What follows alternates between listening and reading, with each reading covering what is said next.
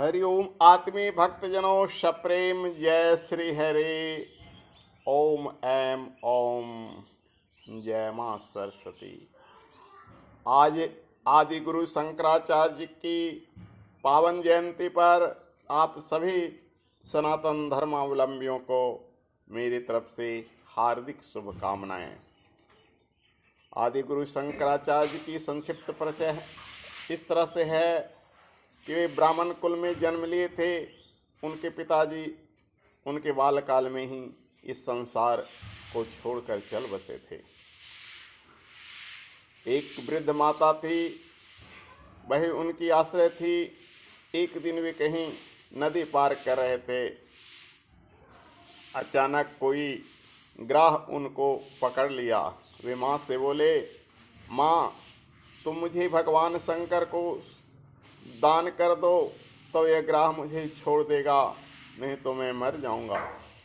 माँ सोची कि बेटा अगर सन्यासी हो जाता है तो जिंदा तो रहेगा, लेकिन अगर मर जाएगा तो इस दुनिया में मेरा कोई नहीं रहेगा। इसलिए माँ ने कहा तथास्तु। उसके बाद ये सब तो उनकी लीला थी। कहा जाता है भगवान शंकर के ही अवतार थे शंकराचार्य। ग्रह अंतर ध्यान हो गया। उसके बाद वे बाल काल में ही सन्यास की दीक्षा लेकर चल दिए, माँ को ये वचन देकर कि माँ मैं सन्यासी तो जरूर बन रहा हूँ, लेकिन अंतिम समय में जब तुम मुझे याद करोगी तो मैं जरूर आऊँगा। कहा जाता है कि शंकराचार्य ने हिंदू धर्म का पुनरुद्धार किया, पुनरुत्थान किया। भारत के चारों कोण पर चारों मठ की स्थापना की, चारों वेद के महाभाष्य लिखे, सभी उपनिषदों गीता आदि का भाष्य किया और हर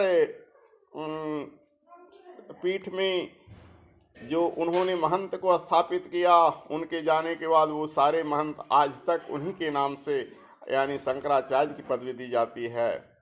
और जब उनकी माँ इस दुनिया को छोड़ चली, अंत समय में अपने बेटे को याद की तो उनके जिह्वा पर माँ का दुग्ध का एक बूंद का एहसास हुआ।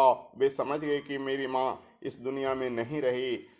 तो वे सन्यास को कुछ क्षण के लिए त्याग कर अपनी माँ की अंत्येष्टि की और उनके श्राद्ध कर्म के बाद पुनः सन्यास में लिए प्रवृत्त हुए। इस तरह से देखा जाता है कि आदि गुरु शंकराचार्य की जीवन सन्यास में व्यतीत हुआ, लेकिन उन्होंने सभी धर्मों से ऊपर माँ को सर्वश्रेष्ठ माना।